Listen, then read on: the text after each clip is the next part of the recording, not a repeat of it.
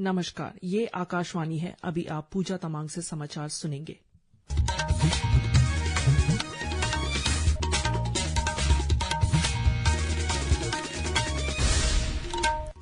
पहले मुख्य समाचार।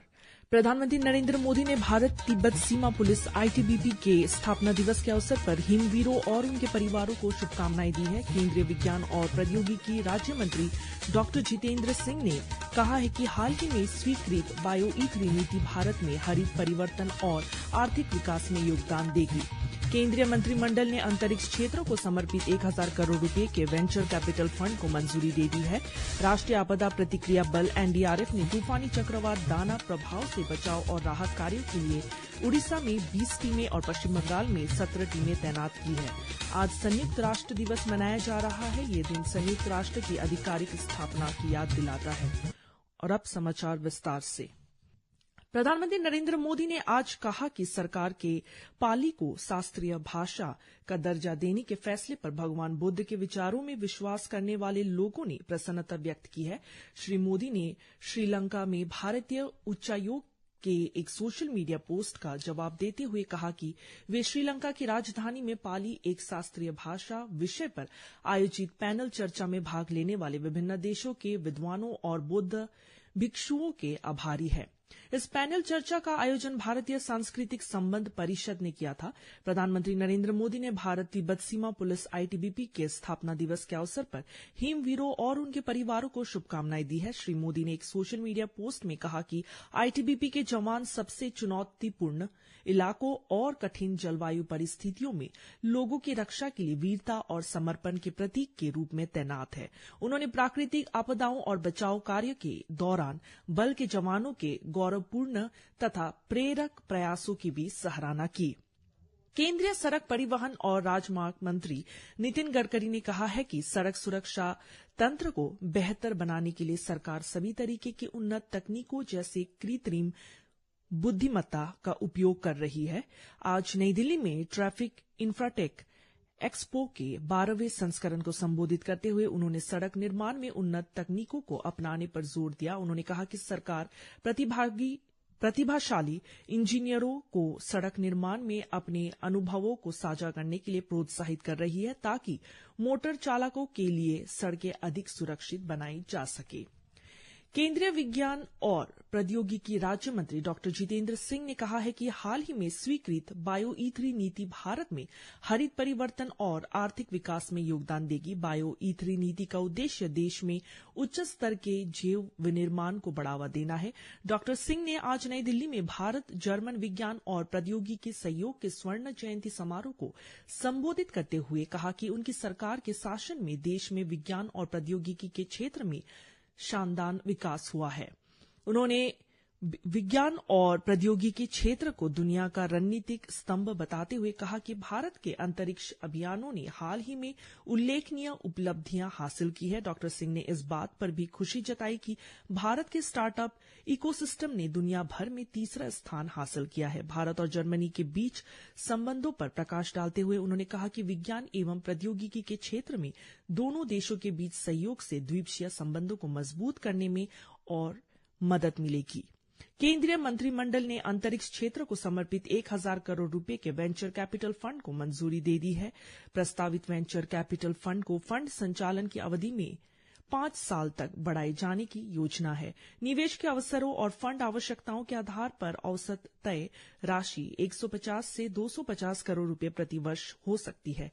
यह फंड रणनीतिक रूप से भारत के अंतरिक्ष क्षेत्र को आगे बढ़ाने, राष्ट्रीय प्राथमिकताओं के साथ नवाचार और आर्थिक विकास को बढ़ावा देने के लिए डिजाइन किया गया है। पूर्व मध्य बंगाल की खाड़ी के ऊपर बना भीषण चक्रवाती तूफान दाना आज देर रात उड़ीसा में भीतरकनिका और धामरा के बीच समुद्री तट से टकराएगा। मौसम विभाग ने इस क्षेत्र में चक्रवात के टकराने के दौरान 100 से 120 किलोमीटर प्रति घंटे की रफ्तार से तेज हवाएं चलने का अनुमान व्यक्त किया है। यह प्रतिक्रिया कल सुबह तक जारी रहने की संभावना है। इसका क्षेत्र में व्यापक प्रभाव पड़ेगा। यह भीषण चक्रवात अभी पारद्वीप से 210 किलोमीटर और उड़ीसा तट पर धामरा से 240 किलोमीटर दूर है और 20 किलोमीटर प्रति घंटे की रफ्तार से बंगाल की खाड़ी की ओर बढ़ रहा है। चक्रवात के कारण उड़ीसा के केंद्रपाड़ा, बालासोर और भद्रक जिले के बुरी तरह प्रभावित होने की आशंका है। इन क्षेत्रों में मूसलाधार बारिश होगी, जबकि राज्य के अन्य 9 जिलों में भी तूफान के प्रभाव से तेज बारिश होगी। भुवनेश्वर के बीजू पटनायक अंतर्राष्ट्रीय हवाई अड्डे पर आने और जाने वाली उड़ानों को आज शाम 5 बजे से कल सुबह 9 बजे तक रद्द कर दिया गया है। तटीय क्षेत्रों के निचले क्षेत्रों में रहने वाले लोगों को बहुउद्देशीय राहत केंद्रों पर स्थानांतरित कर दिया गया है। सभी स्कूल, कॉलेज, विश्वविद्यालय और कई सरकारी संस्थान कल तक बंद कर दिए गए हैं। डॉक्टरों और सरकारी कर्मचारियों की छुट्टियां रद्द कर दी गई है। बड़ी संख्या में रेलगाड़ियां भी रद्द की गई है। मछुआरों को भी समुद्र में नहीं जाने की सलाह दी गई है। राष्ट्रीय आपदा प्रतिक्रिया बल एनडीआरएफ ने तूफानी चक्रवात दाना प्रभाव से बचाव और राहत कार्यों के लिए उड़ीसा में 20 टीमें और पश्चिम बंगाल में 17 टीमें तैनात की है। एनडीआरएफ के उप महानिरीक्षक मोहसिन शाहिदी ने नई दिल्ली में मीडिया को बताया, उड़ीसा के प्रभावित इलाकों में मौजूद 1,70,000 से ज्यादा लोगों को निकाला गया है। उन्होंने कहा कि उम्मीद है कि राज्य के 10 अन्य तटीय जिलों के साथ साथ उड़ीसा का भद्रक जिला सबसे अधिक प्रभावित होगा। अखिल भारतीय आयुर्विज्ञान संस्थान एम्स दिल्ली में आज Jayprakash Narayan apex trauma centre में 5 अत्याधुनिक मॉड्यूलर ऑपरेशन थिएटर का उद्घाटन किया गया। मॉड्यूलर ओटी से हर महीने लगभग 2,500 रोगियों को सेवा प्रदान किए जाने की उम्मीद है, जो इसकी मौजूदा संख्या से 2 गुना है। मॉड्यूलर ओटी उपचार को बढ़ाने और संक्रमण को कम करने के लिए पूरी तरह से आधुनिक तकनीक से एकीकृत है। ट्रॉमा सेंटर के प्रमुख प्रोफेसर कामरान फारूक ने आकाशवाणी समाचार से बात करते हुए कहा कि ओटी छात्रों को प्रशिक्षण देने के लिए डेमो रूम, लेक्चर थिएटर या दुनिया में कहीं भी सर्जरी को स्ट्रीम कर सकते हैं। सरकार ने देश में डायमोनियम फोस्फेट डीएपी उर्वरक की कमी से संबंधित मीडिया रिपोर्टों को खारिज करते हुए कहा है कि यह भ्रामक और तथ्यात्मक स्थिति से परे है। रसायन और उर्वरक मंत्रालय ने एक प्रेस विज्ञप्ति में स्पष्ट किया है कि डीएपी पर सब्सिडी बिल्कुल भी कम नहीं की गई है और उसकी अधिकतम खुदरा कीमत कोविड के समय से ही 1,350 रुपये प्रति 50 किलोग्राम बैग रखी गई है। विज्ञप्ति में कहा गया है कि किसानों को फायदा पहुंचाने के लिए केंद्रीय मंत्रिमंडल ने रबी वर्ष 2024 के लिए डीएपी की सब्सिडी में वृद्धि का निर्णय लिया है। मंत्रालय ने कहा है कि इसके अलावा रबी 2024-25 के लिए कुल बजटीय आवंटन बढ़ाकर 24,475 करोड़ रुपए कर दिया गया है। मंत्रालय ने कहा है कि कई भू राजनीतिक कारकों से डीएपी की उपलब्धता कुछ हद तक प्रभावित हुई है। हालांकि इस वर्ष सितंबर से नवंबर की अवधि के दौरान उर्वरक विभाग द्वारा डीएपी की उपलब्धता में वृद्धि के लिए गहन प्रयास किए गए हैं। दिल्ली की वायु गुणवत्ता लगातार खराब श्रेणी में बनी हुई है। केंद्रीय प्रदूषण नियंत्रण बोर्ड के अनुसार आज सुबह राजधानी में वायु गुणवत्ता सूचकांक 325 दर्ज किया गया, जो खराब वायु गुणवत्ता सूचकांक को दर्शाता है। भारतीय जनता पार्टी ने राजस्थान की एक और उत्तर प्रदेश की 7 विधानसभा सीटों पर होने वाले उपचुनावों के लिए उम्मीदवारों की सूची जारी कर दी है।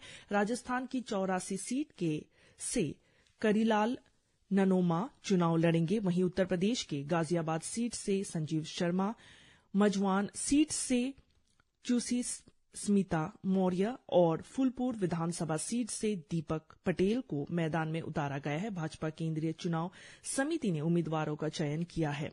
आर्थिक मामलों की मंत्रिमंडलीय समिति ने आज 6,798 करोड़ रुपए के अनुमानित लागत की 2 रेल परियोजनाओं को मंजूरी दे दी है। इसका उद्देश्य आवागमन की लागत कम करने और लोगों को यातायात की सुविधाएं उपलब्ध करानी है। पहली परियोजना के अंतर्गत नरकटियागंज, रक्सौल, सीतामढ़ी, दरभंगा और सीतामढ़ी मुजफ्फरपुर की 256 किलोमीटर लंबी 2 रेल लाइन बिछाई जाएगी। इससे नेपाल, पूर्वोत्तर भारत और सीमावर्ती क्षेत्रों की कनेक्टिविटी मजबूत होगी और सामाजिक आर्थिक विकास भी बढ़ेगा। आज नई दिल्ली प्रधानमंत्री नरेंद्र मोदी की अध्यक्षता में केंद्रीय मंत्रिमंडल की बैठक हुई। बैठक के बाद संवाददाताओं को जानकारी देते हुए सूचना और प्रसारण मंत्री अश्विनी वैष्णव ने बताया कि मंत्रिमंडल ने अमरावती के रास्ते इरुपल्लम और नाम्बुरु के बीच एक नई रेलवे लाइन के निर्माण की अनुमति दे दी है। इसी के साथ ही समाचार बुलेटिन समाप्त हुआ। नमस्कार।